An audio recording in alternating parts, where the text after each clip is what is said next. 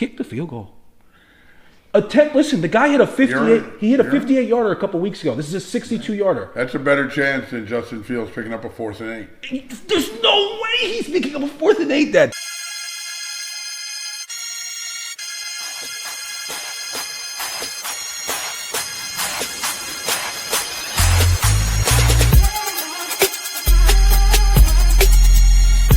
Welcome to He Did This to Me, the sports podcast by a father and son who happen to be mostly optimistic Knicks, Jets, and Mets fans. My name is Nick, a.k.a. Goody, and with me is my old man, a.k.a. the big guy, Noel. And just like his name, all we do is win. Let's get to the show. It's time to begin.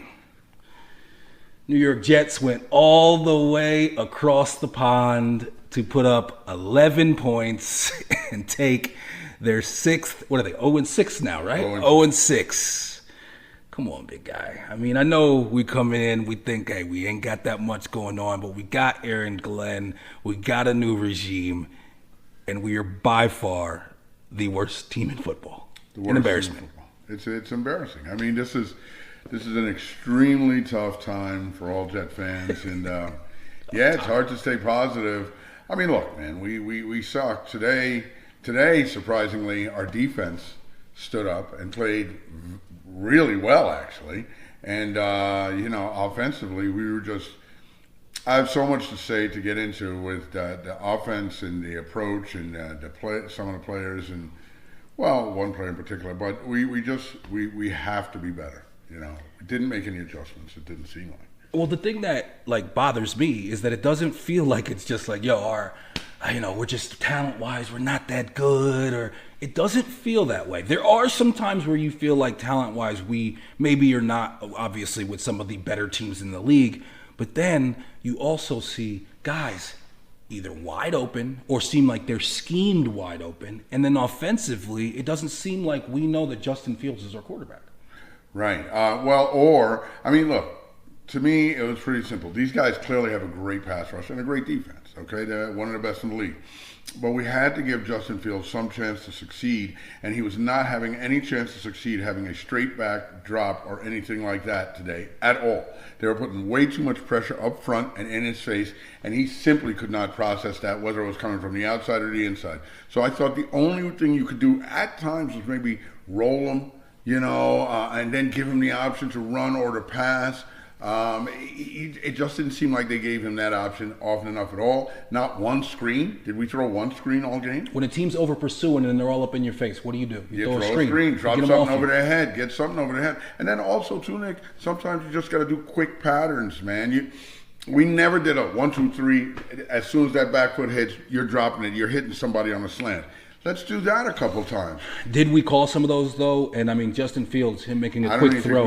I don't know if he can make a quick throw. But also, how about a designed run here or there? I thought I saw one. For him, yes. Yes, I think I saw one design run for Justin Fields.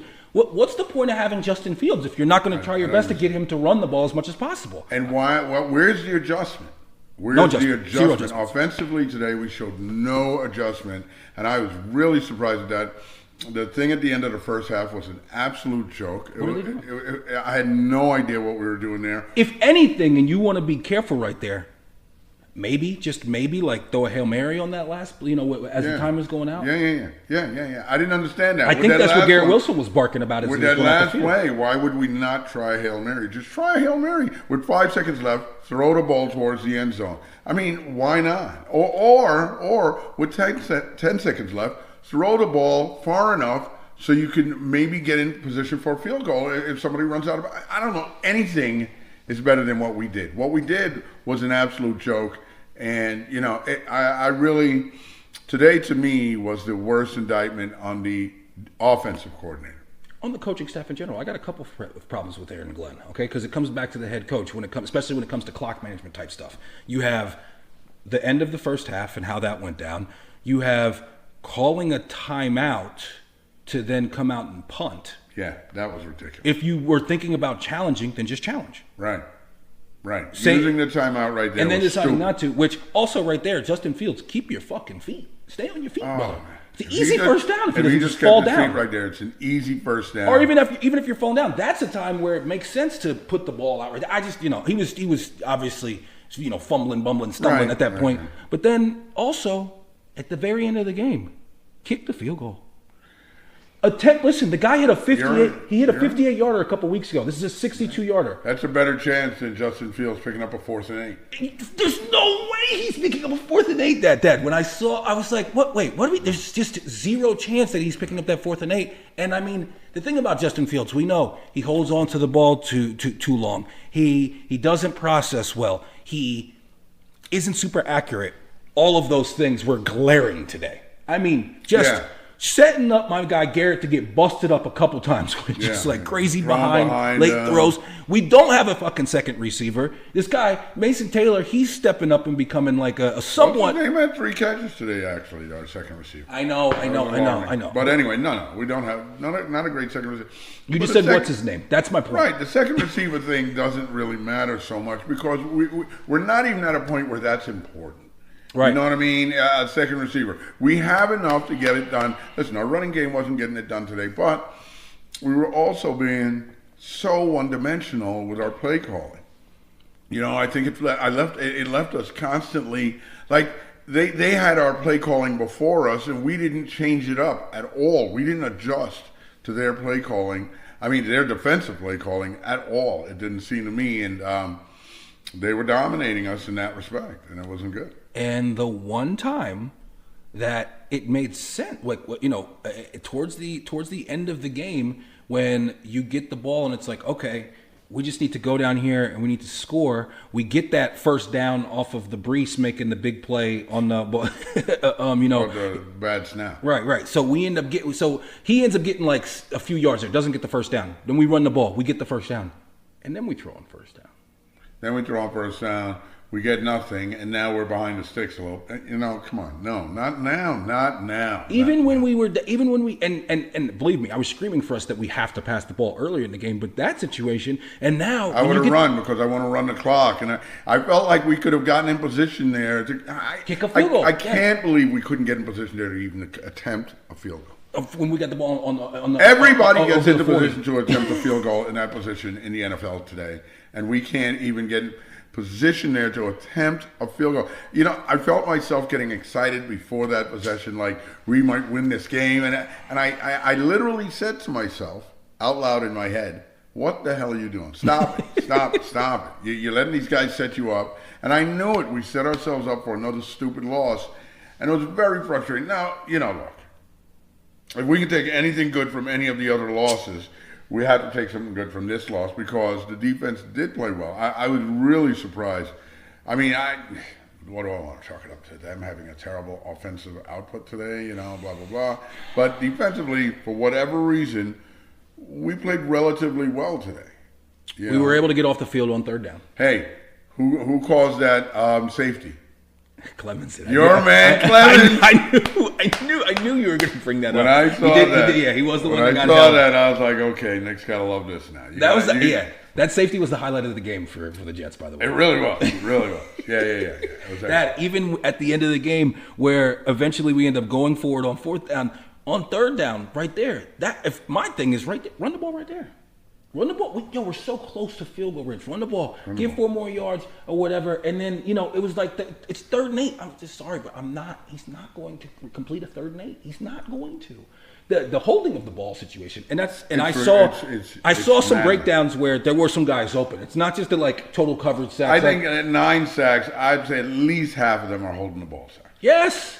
Yes, and I mean the other ones maybe are covered sacks, or guys just get or a totally blown blocking assignment. But overall, I just felt like the holding the ball thing today was crazy. I mean, it was driving Kurt Warner crazy. Yeah, it was. It was driving Kurt Warner crazy. And then, in addition to that, man, some of these throws, Garrett Wilson is wide open. He's behind him. You're late and behind him. Yeah. You're late and behind him, dog. Like I mean. First of all, we know he's your first option, so how are you late in behind him? It doesn't make. He doesn't throw it till he's open, and you know, and then he's already taken another couple steps. It's just bad, Nick. It's bad. I like Justin Fields, or I want to like Justin Fields. Well, you like him what? Like as a person? but he's a nice guy. You're right, but he's not. He's frustrating. He's very frustrating. And I do also think that the offensive coordinator is not putting him in the best situation to succeed. He's not letting Justin Fields do what he does best, which is making him into a drop back quarterback inside this pocket. It's ridiculous. It's ridiculous. It's not going to work. It's not going to work. That wouldn't be a good idea, I think, to be as exclusive with that with Tyrod.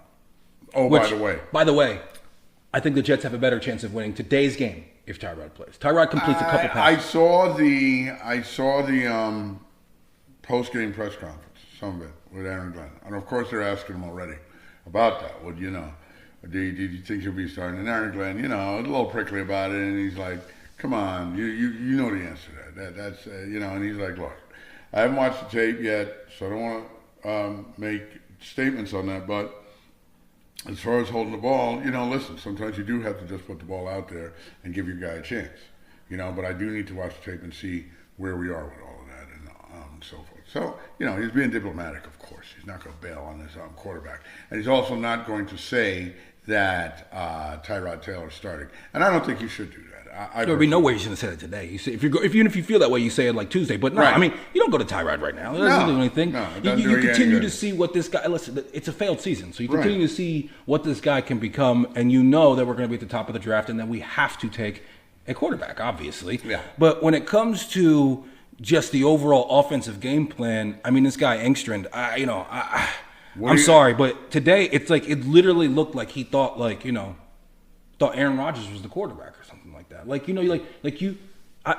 Run some of the stuff that they were running, especially early in the game for Bo Nix.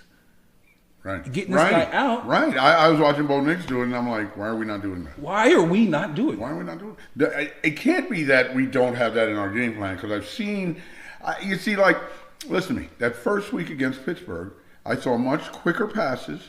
I saw movement, boots, and so forth. Where's all that gone? Where's all that gone? Where's it all? I don't understand. We have the same offensive line. I mean, the whole offense is the same except for we don't have Braylon Allen anymore. There were a couple situations today where the offensive line was getting burnt, but some of that, again, was holding the ball too long. Also, too, get those guys on the move. It's probably better for them. I mean, the defensive line is able to tee off because they're getting the same look over and over and over again. And they're allowed to do different things, but the offensive line is stuck in basically a situation where they have to do the same thing over and over again. So it's a losing battle. And it seems like we never make them pay for that pursuit. Every other, usually when typically a defensive line just can pin their ears back and just go. If you do that over and over again, at some point the offense makes you pay for that. We seem like we never, ever did anything to counteract that. The reason why, obviously, the running quarterback is such an advantage is because you have 11 men on defense pursuing the one ball. We have really just 9 guys on offense. Gives you an extra guy.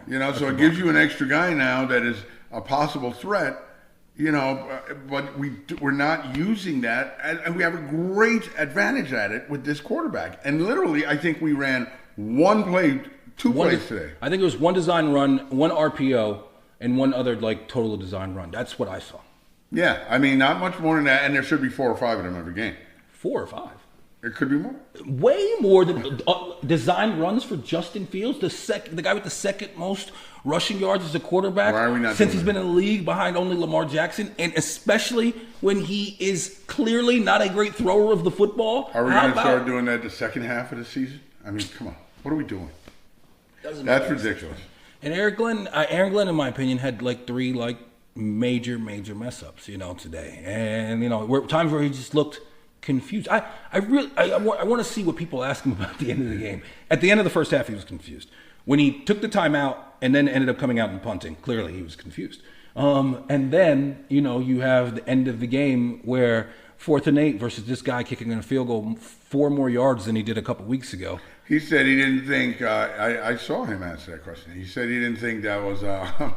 He just didn't think that was a good idea right then. He didn't think it was going to make. He said when he made it from 58, that was wind. He intimated that was wind aided, and so Yeah, we were over in England, and if the Jets were some sort of English soccer team, they would be relegated to the lowest league at this point. Yeah, at this point, yes. they might be out. They might just have to like fold up as an entire organization at this point. 14 straight years, about to be 15 straight years of no playoffs. Yeah. It would be bad. Jermaine Johnson looked good. He did look good. He made a difference. He made a marked difference. You could see his impact on the field immediately. 100%. He's a player, man. He really is, and he makes other people better. I honestly do believe that. He is going to make McDonald better, and he'll actually make your man Clemens better because not as much will be asked of these guys. Yeah, and he's an outstanding player, man. I really do hope he stays healthy for the rest of the year, and we re-sign him and everything. He's a good young man, good young ball player. Garrett continuing to show frustrations and getting back and forth with the coach. I feel like that's just going to continue to get worse. They asked him about that, and he said, "Oh, look, I mean, Garrett was talking to me about the game, of course, and he's a passionate guy." He said, "I love that about him. I have no problem with that." Of course he says that. And I don't think it's a problem yet. I don't think it's a big deal, but I think it's just, at some point. It sucks, yeah. And at some point you got to look at that's just going to put more heat on the whole Aaron Glenn situation. Obviously, there's a bunch of people saying he should be fired right now, which we don't agree with and we don't think is going to happen. But, man, I tell you, I don't know. Kind of feels like it's a rough start. A rough start? Yeah. It's a disastrous start. Yeah. Disastrous. No Jet fan thought we were going to be 0-6. No. You and I, lean towards the delusional side as far as our optimism goes, and we're talking about this team possibly winning 9-10 games and making it to the playoffs. That's out of the realm of possibility, clearly. But 0-6. I never said I thought they were going to win 10 games to make it to the playoffs. It's on wax. Man. It's on wax. I didn't say it. We talked about it before. I thought they could win 7 or 8 games. 8, and I say you should think 8 things go right. Maybe 9, 10. I knew you were going wild with that, not me. Son. All right, folks, we're gonna have to look that up. But yeah, man. Hey, the Jets. It's a tough one. Who we got next? Who do we play next? Carolina, I believe. Carolina. Yeah, that's no gimme. That's not that. No, there's no game that's a gimme, obviously, for us. But I mean, Carolina's a tough team, man. Yeah. Things can happen. They beat Atlanta this year. They've been tough in a few games. Yeah, we finally got a turnover. That guy, you can't. Listen to me. This new guy we got. I like this guy, Brownlee. Let's go. Well, listen.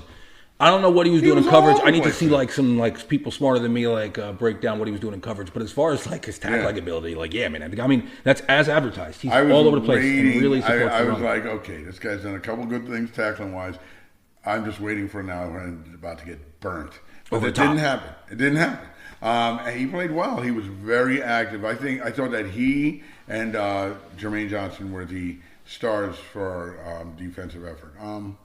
They played pretty good. Even Sherwood had made a couple plays. He got burned a couple times, but he made a couple plays. He made a couple plays. This is the thing. They clearly had 2 or 3 plays that they said, hey, listen, if we run these plays, we're going to get them. We know what they do. If we run these plays, we're going to get them. The one they scored a touchdown on, or the one where they had Mims coming out of the backfield and towards the end of the game to set them up for that game-winning field goal. Mm-hmm. It just seems like we never have that. We don't have those go-to plays that somebody's going to be wide open. It seemed like we had 1 or 2 of those the first week of the season. Yep. We haven't had one since. Right? We haven't had one since. We've been totally figured out since. It's ridiculous. I don't get it, man. I don't get it. I really don't. I really think, I just think football's so much of a simpler game than that, and we seem to make it so difficult. But, and I want to blame Tanner Engstrand and so forth. But what's bizarre about this thing is that it seems consistent over various regimes and various play callers. Yeah, doesn't matter. I don't know. Doesn't matter. And listen, I don't know if this is necessarily an indictment or not, but it's at least noteworthy. Detroit's just rolling along. They haven't missed a beat without their offensive and defensive coordinator and Engstrand. Right. And so they lost all their coaching staff. Right. And they're continuing to do their thing. And then also, you got other teams like Jaguars, who they were worse than us last season. They got brand new coordinator, And, they're out there 4-1, one of the best teams in the NFL. So it's not just about being brand new. Some guys are able to come in and take a team that was bad last year and flip them around. Yeah. I mean, listen, the part about the quarterback, I mean, look, I want to like Justin Fields, but you got some sort of like flood warning on your phone, right? If this guy Justin Fields is playing the way he's playing, and Sunshine's playing the way he's playing, that's a huge difference in whether or not your team is successful. Sure. Okay, if this guy was playing for us, we'd have at least 3 wins this year, probably. But listen, Sunshine, probably. Everybody was down on Sunshine this time last year. This guy, Liam Cohen, has found a way to uncork this guy. Somehow. That and their defense. Yes. Their defense is creating mad turnovers. Yeah, man, listen. Jets got a lot of work to do. It's going to be a long season. My wife said to me last night, she says, "Are you going to wake up early? Because we're out west, so it's 6:30 a.m. You going to wake up early for this game?" And then I just looked at her, I was like, "What do you think I'm going to do, Sarah?" Of course I am. Yeah. And, you wake up and watch 3 hours of pain and we find new ways to embarrass ourselves. 11 points. 11 points. I mean, and the safety was the highlight of the game. The offense couldn't do anything. When we got the ball back, I was just like, at first I was like, there's no way that we're going down there. Then when we get the ball all the way out in front of the 40. And I'm like, man, we got 20 yards. What the fuck are we doing? Come on, Jets. But, I mean, listen, obviously every week I'm going to watch the game and I'm going to be rooting for us to win. We are in the place now, only 7 games in, where winning games is really not good for us. You end up getting the second or the third pick instead of the first pick. This is what ends up happening now. I mean, who are the other bad teams in the NFL, Dad? The other thing for me, though, that you have to realize is that, I don't feel like the best quarterback is necessarily the number one pick. It isn't, it just, I don't know, Nick. It really, and that's what concerns me, right? Is if I'm not sold on this offensive coordinator by the end of the year, I don't know that I want my new quarterback being taken and being brought up by this guy. There's too much writing on that. I'm with you. So do I? Listen. If this defense keeps playing somehow like they played today for the rest of the season, Wilkes might save his job, right? But let me tell you something. If the offense keeps playing like they've been playing, and especially like they played today, Engstrand, maybe he doesn't lose his job totally, but maybe he gets moved back to like. There's no. You were talking about this. They don't do the motions. No, he'd be out. Exactly. You have to bring in somebody new, and you have to bring in somebody with a track record. Honestly, at this point, you can't bring in a newbie.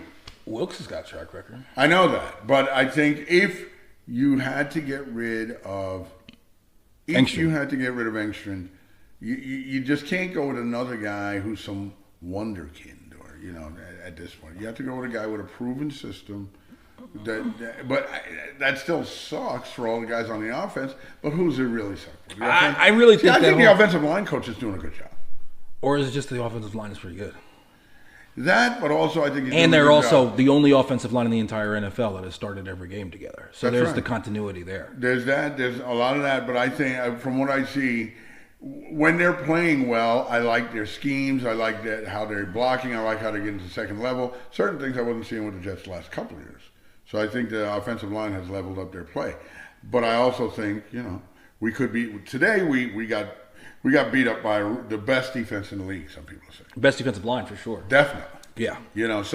Today we did not do our best. But I also think part of the problem today was scheme. It was scheme, and also, I mean, as much as they were getting to Fields could have been getting that ball out quick, and we could have been doing some shit. And we could have been there was definitely. I'm sorry, but there's a lot of quarterbacks that they are going to make a defense like that pay at least sometimes. And when your defense plays that well, and especially like you said, that he's a running cornerback. How are we not designing like a delay for him where he's stepping up to the they're running like that. I mean like this and then just ding. Yeah. We don't even attempt it. That's the hardest part. We don't even try. Come on, man. Yeah, it's a tough one. But let's move on from the Jets. New York Knicks getting ready to play some real basketball. We're very close. We're now 3-0 in preseason. The guys are running, but they're not running any plays. I already know. I almost feel like I'm teeing this up for you. How'd you feel about the whole thing coming out that they didn't run plays in the third? It made me laugh because I heard Mike Brown saying something like you gotta trust the game and you gotta do. The game will tell you what to do. He didn't say that exactly, but that's the tip. Right, but he was saying some Tibbsian type stuff. You know what? Also, I heard that I thought was very interesting. I just read this actually earlier. Another guy, another former Tibbs player who some people at one point had the narrative that he didn't like Tibbs and blah, blah, blah, and they didn't like each other. This guy unequivocally came out and said, I love Tibbs. I love Tibbs to death. Our man Ragu.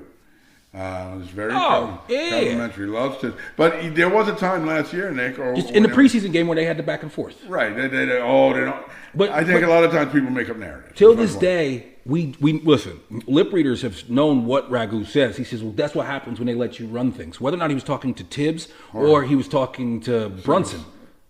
Oh, right, Brunson. To Rick Brunson. Rick Brunson. Right. Who knows on that one? But I don't know. I do think that who is he going to be? Who is the lead assistant this year? I don't know if they have like a quote unquote lead assistant. Right, because like Brunson was always in Tibbs' ear. So who's going to be that guy? I think Brunson is the only one that he was willing to listen to. Right. Who is that going to be for Mike Brown? I think that Mike Brown he said as much as that it's going to be a very collaborative thing where everybody is going to be. I told you that one writer said that Tibbs is the only coach in the NBA who's ever seen that after like when there's timeouts called or whatever, he doesn't like huddle with his coaches. He just like mutters to himself and then starts talking to the players. Listen, Tibbs is universally loved by his former players almost. Except, I think other than like Obi Toppin, Deuce, and maybe Fournier. Those are the only guys who don't fuck with Tibbs. Ragu also said he liked what he saw out of him in San Diego. He looked rested and healthy. I bet. He's probably like got a lot less stress on his mind right this moment, but I'm sure he can't wait to get out there. I thought it was interesting that he was out there with Minnesota with Julius. Yo, Julius, I thought about you when Julius went and he had Brunson on him, and he went turned his back, and he went to the spin, and then Deuce is going to say, "Yam!" Come on, Deuce knew exactly what was it. Don't worry, he'll turn right around and give it back to you. Oh, here he comes. And then when when he tried to pump fake Cat into oblivion and Cat just stayed on his feet because it's just like he's throwing pump fake. He threw it dead. It was like 7 pump fakes. That was excellent. But listen, on that play when Julius looked pretty good. When they stripped him after that play, somebody posted the whole thing. At the end of the play, Julius just gave up at like the 3-point line and somebody went in. Oh, Yabusele was able to dunk the ball, and Julius was just standing at the 3-point line. It was perfect. It was that. I saw a couple times where I saw some shit that's like that's the shit that drove me nuts with Julius was also when the give and go between Cat and Brunson, where Brunson passes it to Cat, then cuts. Julius is switched on to Brunson at that point. Yes. And then Brunson makes the cut, and Julius is just he's just like, and he went like that. As Brunson's just continuing to go, and it's like, yo, man, you got to at least give chase or something. You're a foot taller than the guy. Give chase and maybe you're right. You can trail and get a block on this guy. He's so small, but no. Julius, that's not good. That's Julius. But he also looked pretty good early. Julius is awesome. Right, earlier in the game, he was giving it to us on the offensive end for sure. Right. And even though he has a weird way of getting there, he is good at drawing people to him and then firing the ball out to somebody. Firing the ball for sure. Listen, man, I'm over all that Julius foolishness, the stuff he squawking. I mean, look, I wish him well. But I think it's good that we moved on. I think that was a good move by the Knicks to do what they did. I don't think there's any looking back on that. Anyone who's still claiming like we should have kept Julius, you're just not paying attention. No. I miss Ragu more than I miss Julius, honestly, at this point. Just as far as like a guy who can help our team. I love Ragu, but every time I see him, the guy can't hit a shot, man. I mean, he had at least 1 3. It's off of Julius' pass too. I remember in that game. But no, I think that I know. I think Ragu would be a really good addition to this team. I mean, get rid of Shamit, but give me Ragu. Yeah, I can do that, but Ragu will get. Shamit's not getting minute unless it's the end of the year. Not going to get serious really minutes. Need him and somebody's hurt. Though I will tell you, I've been really impressed with him in preseason this year, Dad. Shamit has the defense. He's playing really good defense. So who are you going to keep? You're going to keep Shamit, or you're going to keep that young kid? What's his name? The new guy. Garrison Matthews. Yes. You can keep Shamit over him. Just because Shamit doesn't just give you the shooting, he gives you other things. Garrison Matthews doesn't give you anything else. And Shamit, he's the incumbent. But listen, Kolek. You're out of here if it's gotta go. If it comes down to being able to even Kolek or Dadier, right? Right. You gotta keep Dadier. You gotta keep Dadier. And Dadier might not even stay because Dadier. Why are you calling Dadier?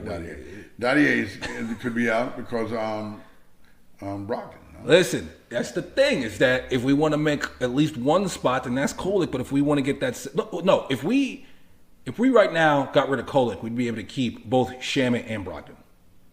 Right now we have Dadier. Huh? Yeah, Dottie. Right now, we have one spot open, and we have Matthews. I hope so. I hope that's what they end up doing. But we have Matthews, Brogdon, and Shamit competing for that one spot. But then if we get rid of Kolek, then it's two spots. But listen, Garrison Matthews, the way that guy can shoot, as a guy that's just on the end of the bench, that if he ever gets pushed into action, we know he can put him up. But then, is he really a better shooter than Landry Shamet? I mean, yes, he is. He is consistently over his career. I mean, last year. I mean, the average he shot over 40. Shot 40%. He shot 40% last year, and I'm pretty sure he got over 4 attempts. So who did he play for last year? Hawks. Yeah, I think you got to keep him, man. I think you might have to figure a way to keep him, and that might mean that Dottier's out or something like that. But a lot of people say that they might be able to move on from Dottier because they got Diawara as another right. project Diawara's a wing two-way type guy. Right, you trade Dottier now, get back some something. Something. It's not going to be a lot. But something. No, and you just go with that. Dottier's shot looks so broken. Oh God! It's like it's not even. It doesn't even look like it has a chance to go. It looks incredibly French out there on the court. But we got mad Frenchies. We got Yabusele. We got the other end of the French spectrum. And then we got Diawara too. He's a Frenchie too. Yeah, and honestly, Diawara's a talent. The French basketball program is on a massive come up right now. Yes. I mean, you got one of the best players in the world is French. Yeah. And then obviously talking about Wemby, and then obviously they're the second best team. It's not Argentina or Spain anymore. Right. It's them. They're that team that's always going to continue to fight and possibly be able to challenge the U.S. But the Knicks, man. Okay, listen, you've been watching the Knicks for 50 plus years. Mm-hmm. Talk to me, big guy. Will the Knicks win the championship this year? Oh, I'm not ready to make a prediction. Last year at this time, you went out of your way to say, I think we're going to be good, but we're not a championship team. This year, same time. Listen, we're a championship contending team this year. I don't know that we're going to win it. I think we will. I think we will get to the Eastern Conference Finals. I mean, we better. We better get to these conference finals. We went to these conference finals last year, and this year, two of the best teams. And a are lot of it two depends of on how players. we gel, Nick. I mean, listen, I think there's a lot of work to do for us to play together. But I think we have the talent, and I think if we embrace this guy's system, we can be a formidable team and a really tough team for a lot of people to deal with. But we have to, we got to keep it moving, man. It's going to be a tough learning curve for, I think, Jalen Brunson and everybody included. It's going to be interesting, too, when you add Josh Hart back to the mix. We haven't seen any of him really in the preseason. But I do think we have a good team, Nick. I don't think, everybody's talking about this Giannis stuff. Clearly, I understand. I don't think, some people are saying, would you have given up, what's his name, Cat, OG, and Mitch for Giannis? That's ridiculous. And that's ridiculous. There's no way I would have done that. And I don't. Cat, and you need a stretch five with Giannis, right? And then Cat, and then and then giving up Mitch too, and anybody. I don't want to do that. I wouldn't want to do that. And even mid-season, if we're talking about Giannis mid-season, it's been a shitty first half. Exactly. No, I don't want. So, I don't think. I don't think Giannis is a good idea any way you look at it, Nick. He's getting older. His game's not gonna. It's not gonna age it's well. It's all predicated on athleticism. And he wants $50 million a year or something like that. No, I just don't see now is not the time him and to Cat, get Giannis. Him and Cat make similar money, but. Right. I also think that him and Brunson, as much as they're just so different physically, their games are somewhat similar as far as needing the ball in their hands and needing basically space and shooters around them. Well, but the only other thing is that Brunson can shoot.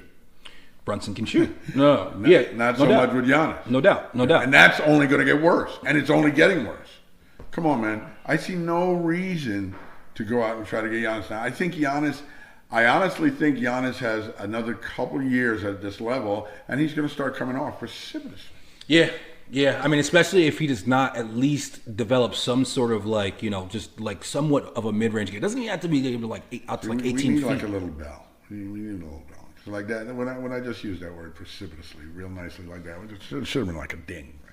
Yo, you want me to put one in post, a little ding, so everybody can know how smart you are and how big your vocabulary is? Well, I mean, those are the sorts of things that the people want. Okay. If you say so. You know I want to go with the sad trombone, but you don't want to go with the sad trombone. It's not like a 90s radio show. You're like a shock jock. You want to be like... Sad trombone works, especially for the Jets. Anyway, I'm just saying. All right, well, maybe we could put some sad parts. Maybe we could do that. We could put that in post as well. But when it comes to this Knicks team this year, man, obviously I'm super excited. And I really do think that they have a chance to win the championship just because I think that when you see like a guy like Bridges get to that next level, you see OG continue to polish his offensive game and Brunson now do that superstar thing where it's like, okay, I need to step back, be a little bit more efficient, and I need to get everybody else involved. And it feels like it's all coming. And I just think Cat's the perfect guy because, like, I'm watching. There's a lot of other guys who Cat's not had a great preseason, just shooting the ball wise or just putting up big numbers, having big games. I don't think it bothers him at all. I think he's truly one of those guys that he's just like, man, as long as we're winning, as long as we're playing well, I don't give a fuck. And I feel like across the board, this entire team feels that way. You know, the only guy who maybe I could see getting a little upset with his role is maybe a guy like Josh Hart, where I don't think that's going to be an issue because I think Josh Hart, when he comes back, the way that he likes to play is exactly what Mike Brown wants. Yeah. Snatch, rebound, and push. Yes, and he's going to come back like a maniac. And when he comes back, and he's going to be a one-man gang in that second unit. I know that back thing, it makes me nervous though. It concerns me, and then, but that's why it's better with this deep team. You know, sure, we're gonna need it. Sure, you got to because this time last year, if I thought Josh Hart was gonna miss significant time, I'd be really nervous. Right, and I'm not so nervous about that with the players we have. And hey, this gives some of the younger guys chances. A guy like Yabusele will get more minutes, possibly. Who knows? Maybe even Adadier could get some more burn. With this guy down. So guys got to take advantage of it, man, and really, really get after it. I feel like Adadier. I don't feel like. I haven't seen yet from him where he's giving like supreme effort. I'm sure he does, but he's almost like one of those guys that doesn't look like he is. Mm-hmm. And I feel like I need to see that out of him. I need to see him just like all out. I get it, man, but can't be just cool all the time. I'm with you. No, Yabusele.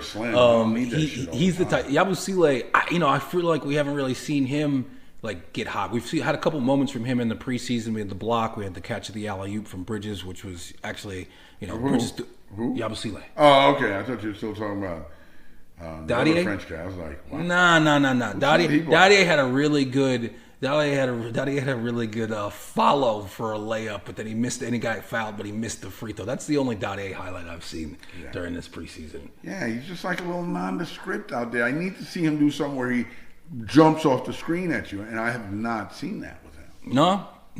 And I mean, if you're not going to be that guy, you definitely got to be a shooter, and he's not that.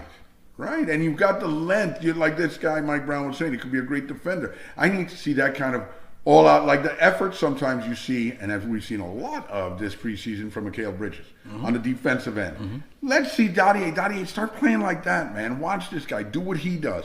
With your body, your youth, all that, your athleticism, He could be amazing, man, but he's got to commit, and that's the word. He doesn't seem to have totally committed yet to being a professional ball player. You know, Well, like you see some guys, they come out of college. Like I'll give an example. Like J.J. Redick, when he came out of college, he was pretty good. He was pretty good coming out of Duke. But then that guy clearly worked on his body, and he not only was an elite shooter, he actually played some halfway decent defense because he just played so hard. And he could handle the ball a little bit more than people give him credit for, too. Yeah, no, I mean, he clearly was the guy who maximized what he was able to do. Your man Cat has lost some weight, okay? Oh, Cat and Brunson. Cat and Brunson both had very, very active summers, you can tell, and came back serious. And that's the thing. This team looks like a team who got close to the mountaintop. Right. And was like, all right, we almost, but we didn't quite get there. We coming back next year and we're going to be locked in. We're going to get this shit done. And Bridges, man, going all the way to the rack strong. Oh, I love it. Another thing I saw the other day, somebody made a good point. He needs to commit more fouls. The fact that like he averages like less than a foul a game. Yeah. Or especially with how he's always guarding that point of attack guy, sometimes he needs to look to be a little bit more physical. And if he gets a foul here or there, whatever. Right. But he needs to be able to be a little bit more physical. This entire Knicks team does. OG says that he wants to get to first team on defense or win Defensive Player of the Year. I think it's crazy that like this guy has still like not made an all defensive team. I don't understand it. I mean, OG, yeah. I know there's other years where he doesn't play a lot of games. Very plus defender. Plus, and can guard anybody. Yes, he can. And you know, I'm talking about at the end of the game, just throw him on Wemby. You know, one thing I thought about the other day with Tibbs, because one thing I thought Tibbs did a fantastic job of when it came to OG, and I'm hoping that Mike Brown paid attention to this, is you don't always just put OG on the best player the entire game. Sometimes you and then you just wait till big moments, and then you put OG on this guy because he's never dealt with. So now he hasn't dealt with him. He doesn't know what the fuck to do. I did. I agree with you 100% with that. I was reading an article where Mike Brown said, listen, we need some of these guys to start pushing up, even the wings, to start pushing it up the court. I'd like to see Bridges and OG bringing the ball up. And I was like, whoa. Maybe OG's been working on his handle this offseason. No. Let's not get crazy there. OG bringing the ball up is not a winning situation. If OG has a full head of steam, he needs to catch the ball where he doesn't have to dribble. He's only like where he catches it and he can just take 2 steps and just try to finish. If he had to dribble or do anything like that. But again, listen, we saw OG go. Like last year, all of a sudden, OG had like a little step back, mid range, like little triple threat, shoot the 3 joint. Like he didn't have that before. We saw that from last year. Maybe this offseason he's been working on his handle. Okay, if OG has a full head of steam coming up the court with the ball, the people in the front row need to take out an insurance policy because he's crashing into somebody or something. Anything could happen. Okay, put away your drinks. Somebody's getting some spillage. Yeah, OG's one of those guys like when I coach some of my kids and all these kids are at way different skill levels where it's like when you grab a rebound, pass it to him and run the floor. Right, just run and get it back. We don't want you dribbling the ball. Give and go. And go. Yeah, but OG, I'm telling you, man, OG with that little jab step and then pulling up and hitting the 3. That shit, I mean, I remember when he first started doing that last year, that I was like, all right.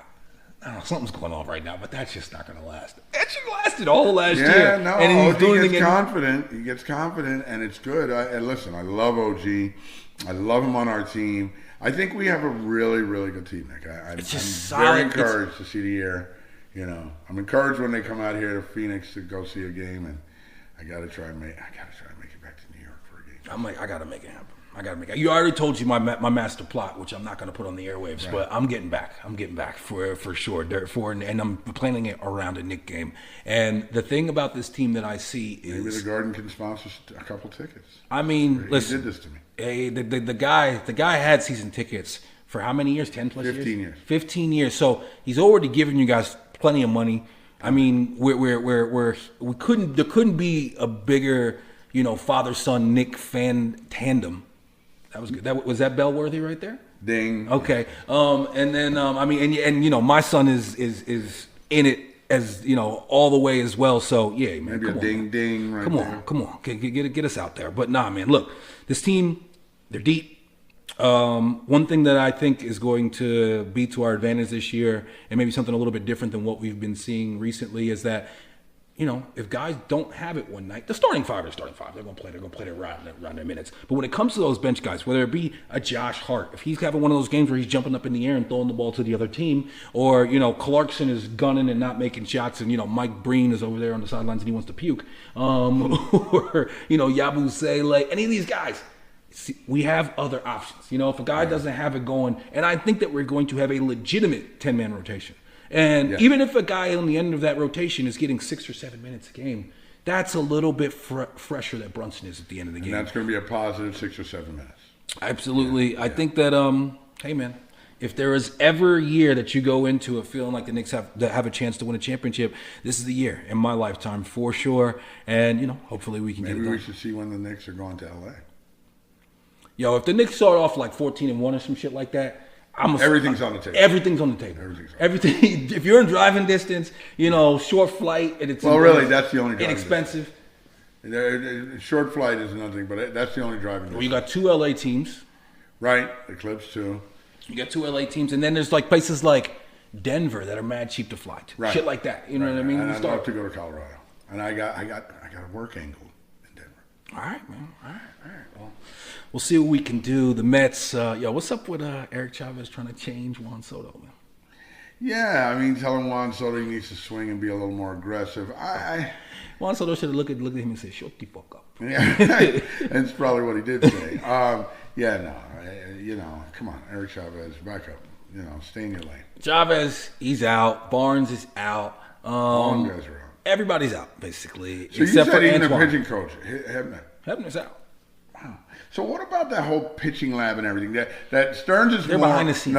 That's Stearns' lab, right? That's how he sees it. Yeah. Well, Hebner's not. Hebner was just a byproduct. I think. Well, listen. I think that Hebner is just. I mean, he was the pitching coach before this regime. I think he probably used some of the data or whatever. But those are like some nerds in a room that like I feel like Stearns doesn't even let them out. You know what I mean? Like he's just got them like tied up in a room somewhere, and they're just analyzing, breaking points for pitches and whatnot. But nah, man. Look. Clearly, we had to make big changes. And if you're going to keep the manager, which obviously, you and I are on record saying that we like him and feel like he should, then you gotta make a move. And I mean, the hitting coaches, I've been calling for that for a couple seasons now. Yeah. I mean, they had to go with how they performed, and we'll see, man. We'll see. Obviously, it's going to be all about the results, but I'm looking forward to some new people coming in. And really, man, the big thing for me is now. It's the Pete saga. I want to bring back some pitchers for sure. I want to bring in some pitchers. That's the real place that we were deficient this year, especially the starting pitching. But Pete Alonso now says he wants 7 years. Yeah, I heard that. That's crazy, Nick. I mean, I'm like, come on, man. It's not that crazy in today's baseball to give a guy who's 31 a 7-year contract. It's not. It's just not. It's not that crazy. And I think that 5 years, 150. You got to split the baby and hopefully get 5 years, or 6. $35 million. 5 with some team options or some shit, right? Or even like a player option and a team option, something like that. Start out, But I think 7 years, could just be a starting point where he's, hey, this is what I'm asking for. And then you come down from there because you're not going to start at 5 and move down from there. So I get it. So I'm okay with that. But I'd really like to keep Pete. Nick, I watching some of these playoffs, man. It's just about spending the money, really. I mean, come on, look at LA, man. They're pitching, the pitching that they're bringing in with like Yamamoto, and then this guy Sasaki. He's so extreme. These guys, the way their ball falls off the table. Some of their pitching at times, it's like I don't know how. He's no McClain. Right. But MLB almost needs to do something where like they make it so that like, a couple seasons in a row that the Japanese players can't go to the Dodgers. Right. It's just like, they get all of these guys. It's crazy. And, I mean, it's a huge Japanese enclave out there. I don't know if that's big for them or whatever, but close to home. Now I'm hearing that the Japanese thing, there's a Japanese infielder who first baseman. First baseman. Is he first baseman? Yeah. He's got mad home runs. He's like a thick fellow. Yes. I'm looking up his name right now. I forgot. I can't remember. He's supposed to be good. Murakami. Man. I read some stuff about him. His numbers are great over there. Munetaka Murakami. Let me tell you, because there's a couple guys. You get him, and then you tell him and Pete that like, y'all are going to be DH/first base. Right. Switching off. Yeah. But no, are you really ready to do that to Pete right now, where he's going to be taking a half and half role? Dad, he's not a good. That to me, that's the one thing. Listen, I say pay Pete. I say give him a year. You cannot let Pete get away just because of everything he means to the overall organization, and also that second part. Where are you bringing in 40 home runs and 125 RBIs? You know, like I don't see you being able to replace him. That's what I'm saying. So my thing is that we can't afford to lose Pete. It's not like our offense was so good that we can just afford to lose that. But the one thing that Pete has to be open to is he has to realize that he's going to be playing some more DH, and there's going to be a better defensive first baseman on the team. Because at the end of the day, so then Pete might play less games at first base. At first, way less. So you're saying if Pete wants to play 160 games, you're giving Pete's playing a third of those at first base. Not a third, maybe half, maybe a little bit less, and also it depends on how good of a defensive first baseman this guy is, or whoever the defensive third baseman that we bring in is. Because it's not like Pete is horrible.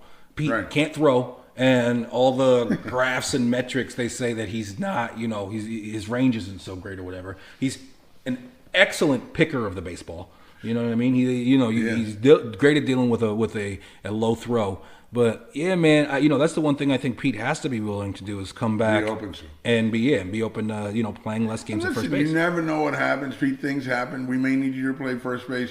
70% of the time. You never know, and we're okay if that happens. But ideally, best case scenario, you're playing first base 53% of the time, and you're DHing the rest of the time. And that's okay, right? Yeah. Okay, good. Let's go move on. That should be part of the negotiation. You're right. It really should. And honestly, that shouldn't even really be something that you have to negotiate. Unless he's coming to the table saying, I only want to sign here if you give me assurances that I'm going to be able to play. And I don't. Your everyday first baseman. Come on. I don't see Pete doing that. That's silly. You've been our everyday first baseman now for how many years? And I just don't see him. I don't see him taking that sort of demand to any team that he's trying to. Right, to any team. No, he's not a good enough. Least of all the Mets. He's not a good enough first baseman to make those type of demands. Point blank. Period. Right. You talked about watching the playoffs overall. The Yankees are out. They. Now that could use a sad trombone. Yo, but they're bringing back. They say that Boone is definitely coming back, and I know Yankee fans. Of course, they're bringing back Boone and Cashman. Are you kidding? Why would they? I didn't think there was any chance they were getting rid of those guys. I would have fired Boone a long time ago. I think Boone is an absolute stooge. That notwithstanding, I don't see the Yankees getting rid of Aaron Boone. I mean, ever? What is it to do? Not this year. I don't know what he has to do, but George is rolling over in his grave. He would have fired him 15 times by now. They call him the fifth Steinbrenner or something like that. They love this guy. Come on, man. He comes from his own baseball family himself, right? But yo, I heard somebody say like they would give back Aaron Boone's home run. A Yankee fan said, "I would give that back if it meant that he never became the bullshit." Bullshit. No Yankee fans giving back that home run. Oh man, but now this is years and years. I mean, look, and that's just yapping. Whether it be like pulling the pitchers early, or or not playing. You know what I thought was crazy was Jazz Chisholm. This guy has the season he has, and you sit him the first game of the playoffs because over matchups or some shit. Yeah, I didn't really understand that. I don't give a fuck if it's a right-hander or left-hander or what their previous numbers are. I didn't really get that, but Jazz Chisholm did not have a great playoff either. He didn't, but maybe you ruined his confidence with that first game, and you sit him out. You know how baseball is. If that ruins. You saw how pissed off he was after the game, where he was answering how he refused. That's a decision. Back turned to he had his back turned to the reporters and shit. Oh yeah. I did hear about that. But then the other time he had his back turned to home plate, and then threw the ball late, and then then what was it, a wild throw or something in that last game? He did something stupid. Yeah. He had a bad throw. No. He had a hot shot hit to him at second base. Right, and just mishandled it. Listen, he should have made that play. He should have made that play, but that was a hot one. You know what I mean? It was. And what's up with I saw a lot of people online talking about, and I saw even Howie Rose said something about if you don't feel bad for this guy, this pitcher for Philadelphia, if you don't feel bad for him, then I don't know what type of person you are, some bullshit like that.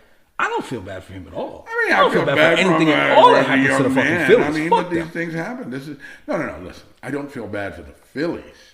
I don't feel bad for him. The young man made a silly, stupid mistake. I mean, How do you do that, Dad? How do you not throw the ball first? Nick, I mean, people react differently to a pressurized situation. You'd like him to throw the ball to first. There was something we talked about last week in the show where I compared it to like Chris Webber. I was like, yeah, the guy just, he made a mistake. He didn't. Where you were like, I don't understand how you don't know what to do. Do you remember what it was? No, I don't remember what it was. This, I think, was like Chris Webber calling a timeout there was just a brain freeze. This is a brain freeze. You have this to know was the a ball. brain freeze. Yeah. That's exactly what it was. That's why I feel bad for him. He doesn't Kirkering. suck. Kirkering is his name. Right. He doesn't suck or anything like that. He just made a bad play, and he threw the ball terribly. But even if he had thrown the ball perfectly there, the guy would have scored. The home plate, that was lost. Yeah, but I mean, that's one of was those just the things. As a wrong play baseball to player, make, you and have he to threw it know away. before the play. He panicked. Plays it. I mean, everybody's looking around saying plays at one, plays at one. He absolutely panicked. He absolutely panicked. Or close to space. He panicked because he didn't feel the ball cleanly. Right. Once he didn't feel the ball cleanly, then it's just like, just a total like short-circuited. Short circuit. Yeah. And that's exactly what happened. Good for him, though. Fuck him. Fuck the Phillies. And again, I don't think the two things are exclusive. I can be fuck the Phillies, which, I listen to me. I listened to the next day. I was listening to Evan and Tiki and listening to Evan play some of the Phillies. Oh, like the NBC Sports for Phillies. After the Mets, I watch that with my son sometimes, and it's hilarious. Oh my God, these hilarious. guys are like screaming, and because it was the guys on the radio the next day, okay. And because they lost to the Giants that night. Oh yeah. Oh my God, these sports show guys. Evan and Tiki were laughing so hard at the mic, man. I thought these guys were going to fall over because these guys' reaction. One guy, I don't remember. They played like 3 different shows, sports shows in Philly, and they would lose. And then we lose to the bleep bleep Giants. What is going on? The Phillies. Watching the Phillies post game right after they had lost 9 straight games to the Mets. In City Field, it's amazing. It's absolutely amazing watching these guys crash out. And but overall, though, hey, I don't hate the Eagles like that. But I don't. The city of Philadelphia, I'm not so fond of. So I like having them. Steaks, and I've actually had some good times going down to Citizen Bank Park to games with my good friend Jesse Levy. Yeah, we went to games there. I had a good time. I had on my Mets jersey. It was all good. But I didn't. That was not my experience there. Yeah, no, I didn't have a tough time. And I had a tough time. I had a time where it was just I had to just swallow my pride and keep it moving, just because No, I think when I went, the Mets won that day, so it worked out well for me. No, the Mets did not win when I was there. But look, man, this Pete thing. I had another summer of this Pete saga. I just hope it gets taken care of much quicker this year. And like you said, I have enjoyed watching. At the beginning of the playoffs, I was like, yeah, I'm not too into it. I'm not going to watch that much, but I actually have watched and enjoyed it. It's been some good baseball, some exciting games, and these next 2 series. You got the Brewers and the Dodgers. Brewers are the best team in baseball all season long. I think the Dodgers win that though. I know that you're high on the Dodgers. Yeah, look. I just think they're a really tough team to beat. I think their lineup. This guy, man, the guy. One guy I really would like on that team. Mookie Betts. Huh? Mookie Betts. Oh, of course, but that's pie in the sky. Teoscar Hernandez. I love this guy, man. I think he just plays the ball good. He's clutch. He's a good fielder. He's an okay fielder. He's a decent fielder. I think he's a masher at the plate at times. Man. Yeah. And especially clutch, man. He's a friggin' masher. He does seem like he's very clutch. I know. I heard some Dodger fans were saying that they thought that maybe he shouldn't. That they didn't like the fact that he was playing that. That he was even in the lineup, because I know that he had struggled towards the end of the season. But then in that first game, he had a huge hit. I think it was a 3-run homer. He's clutch, man. Yeah. That guy, every postseason, every time I see him, this guy's a player, man. Got to put him out there. Another guy who's not so great during the season, but in the postseason he's clutch, is friggin' Kiki Hernandez. Yeah.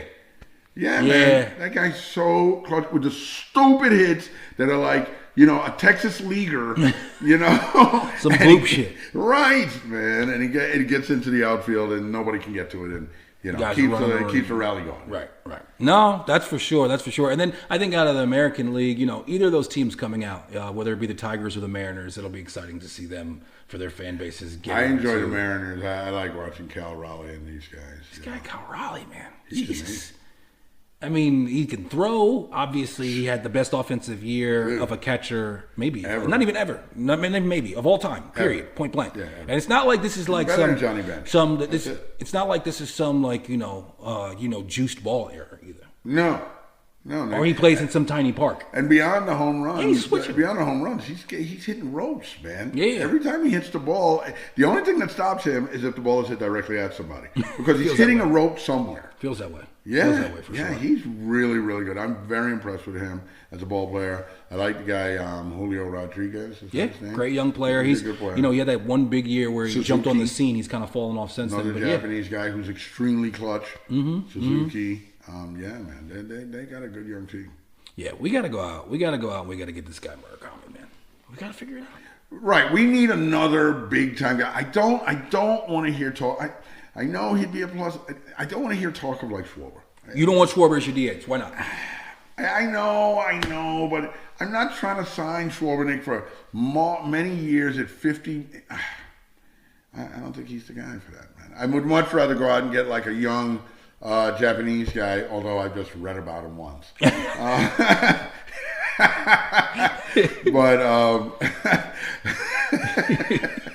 I'd much rather this guy who, I read an article about him one time. And I've seen Schwarber play for 10 years. People were saying Schwarber's going to get like 5 for 150. Yeah. No, I mean, look, if you could sign Schwarber as your DH and you keep Pete, you see, if it's either or, I want to keep Pete. But if you could sign Schwarber and keep Schwarber's strictly DH now, though. So if you do that, now Pete is your first baseman. That's it. That's why I don't like it. I can live with that, though. I can live with that. I know Pete's not a great first baseman, but I think Pete's a good first baseman. I don't think Pete hurts you at first base. I really don't. I don't think he's a detriment. 4 years from now, though? You just got to keep him limber. Keep him in, polar yoga. Keep him limber. He's already very limber. It's amazing to me. That's the thing. As a first baseman, you basically have to be able to do the splits. And, and like Pete, that guy at that size. I said to your mom the other day that this guy, Big Dumper, with a little bit of growth. He was looking a little bit like a poor man's Pete Alonso. Like that kind of image. Not looking so much like him, but kind of a thickish guy with a little bit of hair, but I don't see it. I say it, but I mean, listen, he's younger than Pete, obviously, right? He's better than Pete. Look, that's he's better than most everybody. In today, he only hit 247. Right. Obviously, Pete's hitting the 270s this year. He ends up with 125 RBI. Same round, Pete had more than that. I think Pete had a little bit more than that. Amazing. And then home run wise, obviously this guy hit a lot of dingers, but I really feel like, Nick, that 247, 250 is the old 275, and 275 is the old 300. Yeah. Nobody hits 300 anymore. Nobody. You got to have, come on. There's a couple guys hitting 300, and they're like today, the new era of Tony Gwynn or something, or Rod Carew. Nobody does that anymore, and the pitching has just gotten too good, man. So we're just, seriously, Pete hitting 275 is not so bad. Same thing with Juan. Juan ended up hitting what, like 260? Juan Soto? No, I think he got into the 70s, 270s. I think so, too. I think Lindor's close to that, too. Listen, man, I think those guys are good, Nick. I think if we bring in another really good No, he bat, took 263, Soto.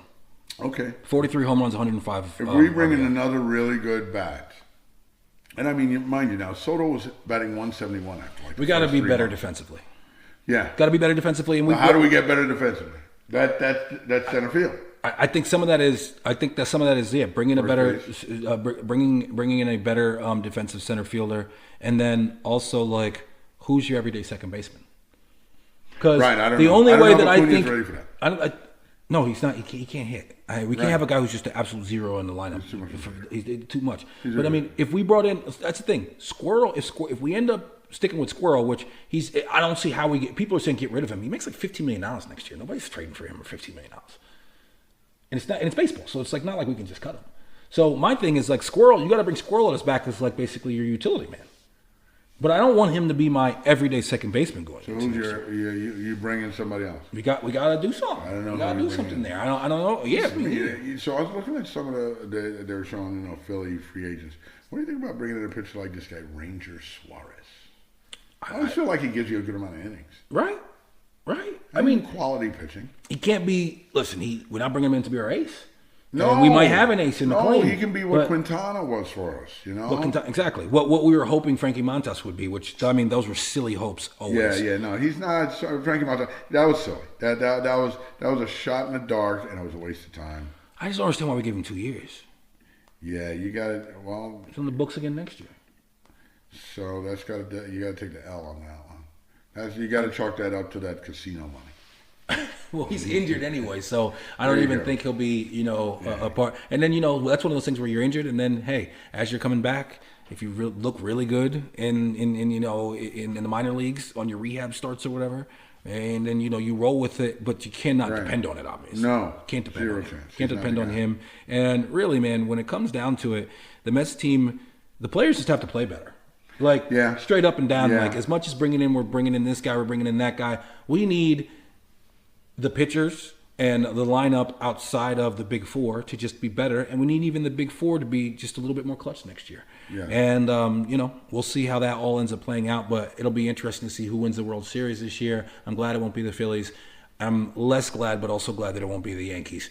I'm not one of those people who hates the Yankees, but I know when the Mets are not doing well, I don't need them winning World Series just because I don't need to hear the chatter. Like the amount of people online who are Yankees fans, especially the ones that are salty about Soto, who just shit all over the Mets and everything for not making the playoffs. It's just like, why do you care even? Why do you care about the Mets?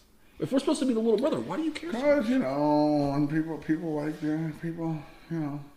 people for a large part are miserable. And people just like to treat other people miserably. So they have especially online. Right. Yeah. I mean, that's the whole thing of I think Mike Tyson said it best is online allowed you to start talking to people without them having the ability to punch you in the face. Right, of course. Most of these people, it's like you would never be like that in real life. But anyway, one thing I wanted to ask you about, because going into the season, I said that I thought that it was probably one of the more interesting storylines when it comes to the NFL. And we're now seeing it play out with, a team that's much better than we expected. And we're seeing our guy Travis Hunter, man. I'm so impressed by this guy and the fact that he's been able to play both sides of the ball. And they say that, he. But how many plays does he play? That many? He's not getting the ball that much. I know. He's not playing a ton. He's not playing every single play. But he's playing a good. Not like he was in college. No. But he's made an impact on both sides of the ball. Yeah. You've seen that quite a bit, in these games, and obviously that team is 4-1, and they're on the come up. We haven't seen anything like this, and people say since Dion or since Woodson, those guys would occasionally get in on an offensive play. Yeah, they're not playing they didn't play offense that much. No, it really did. Dion came in with third and long situations or third down, and wasn't anything like that. 61% of offensive snaps and 37% of defensive snaps. Really? In his most recent game. So he's playing much more offense than defense. I'm surprised at that, actually. I think that what that has to do with is just personnel wise, if he's the third corner. Right. You know what I mean? So there's only so many packages where that third corner. Yeah. Playing more corner. Yeah, and their defense, they're it has fluctuated obviously a little bit, but he's more of a he's been embraced as an every down receiver and a situational cornerback. And that's true though. I mean, maybe he can make more of an impact on the receiver end. If the defense is able to hold up without him, then it's better to keep him out there on the offensive side of the ball. But he's making an impact. He seems to be second on the team in receptions. This is what I'm saying. So he's right. He's being used.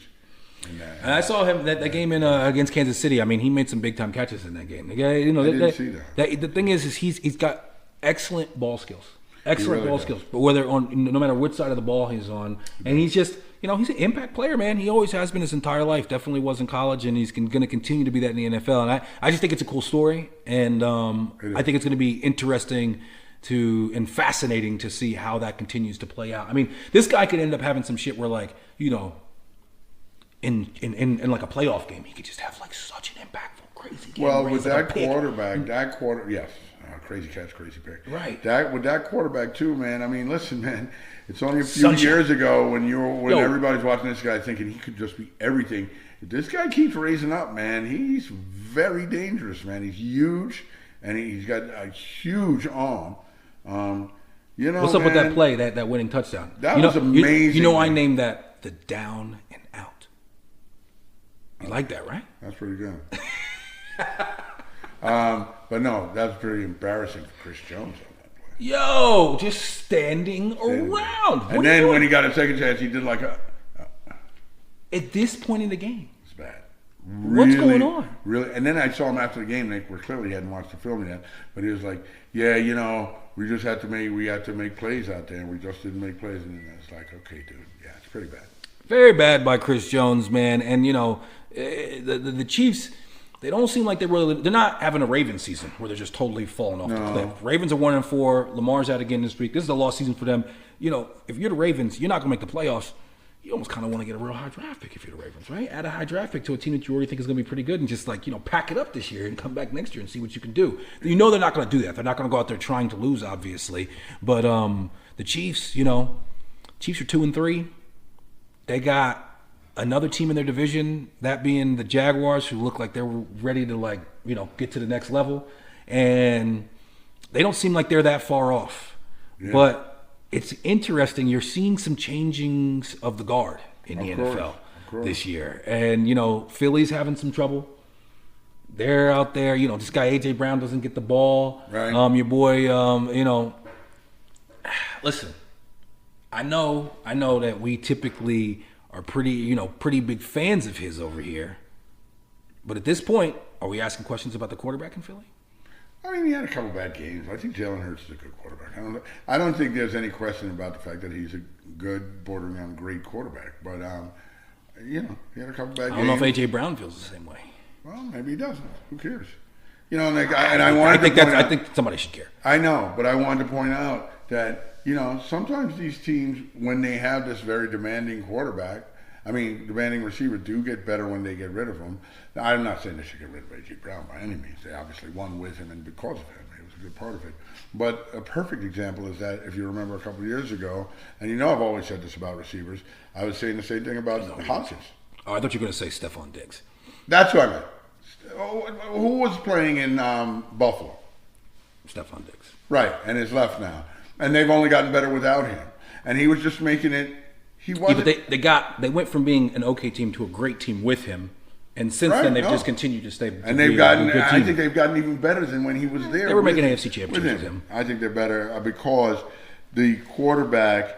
It's more about the quarterback. Quarterback's making better decisions. You don't have this guy chirping in your ear, bitching and moaning.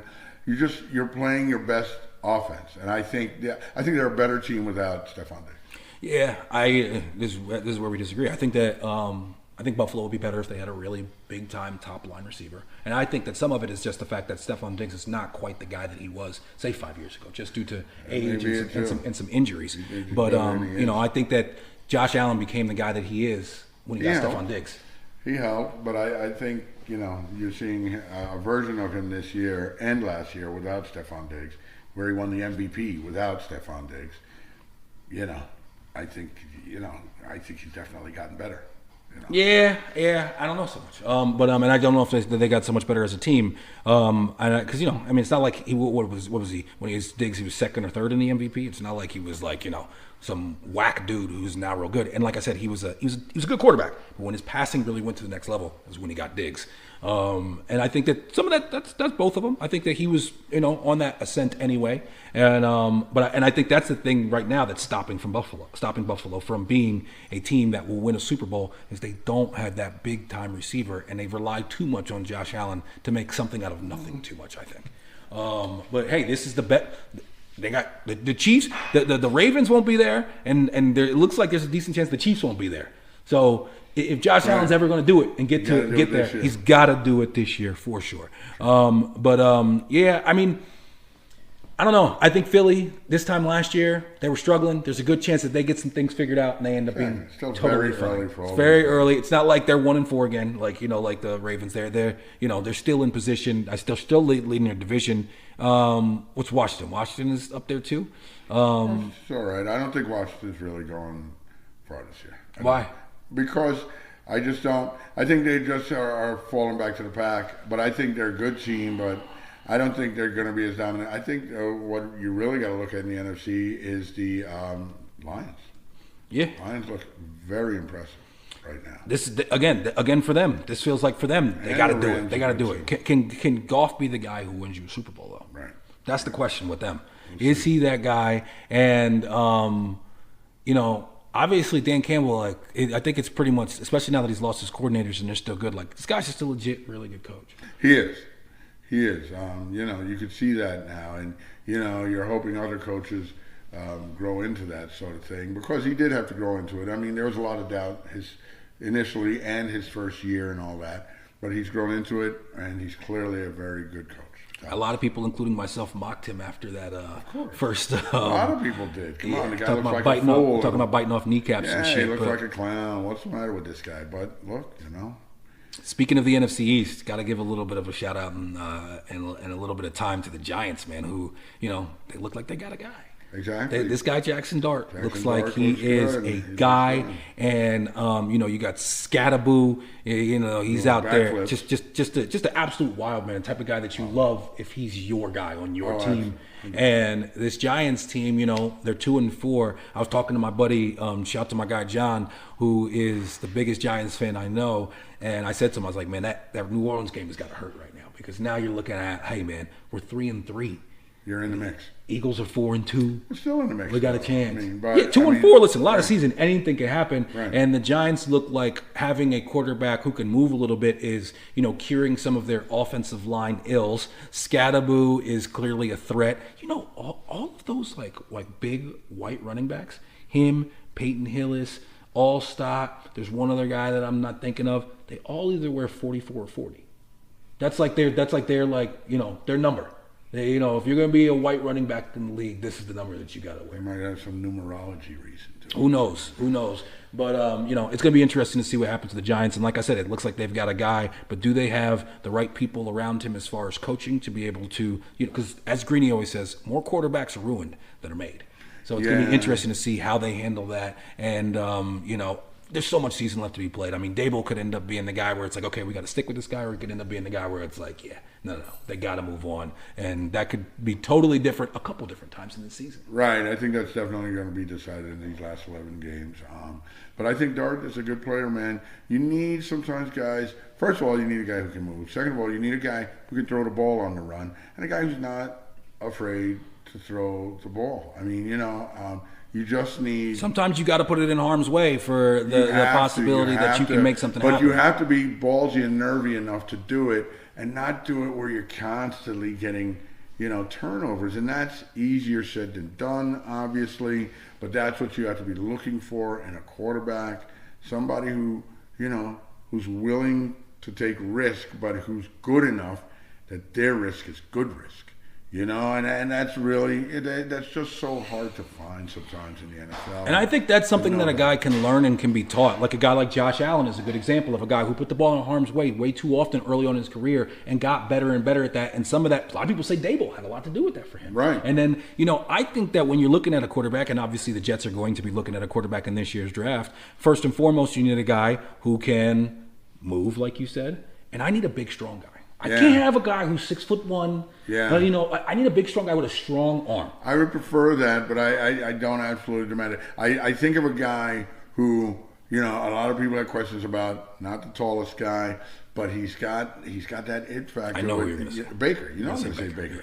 And there's something about the guy. I felt this way in college, but listen, the first couple of years in the league, you're like, maybe not so much, I mean, Baker was putting the ball in harm's way too much. Mm-hmm. Now, I mean, listen to me, man. This guy, and see, that's the thing that kills me, Nick, to get back to Justin Fields. This guy put it into many a tight hole in that first game. I mean, I was really impressed with that. Now, all of a sudden, it doesn't seem like he's willing to even take the chance to do that. Now, again, I did feel like today that a lot of times that the rush was upon him so easily. But that's why I felt like we needed to move him, and we didn't do that. Got to get him out. Got to do something different. Got to figure something out, Jets. Catch us every week on YouTube, wherever you find your podcasts. Please follow, like, comment, and subscribe, and make sure you hit that notification button on all platforms. Really appreciate all the love. You can find us on all socials at Independent Nick. That's Independent N.I.C. Love you, big guy. Love you, kid.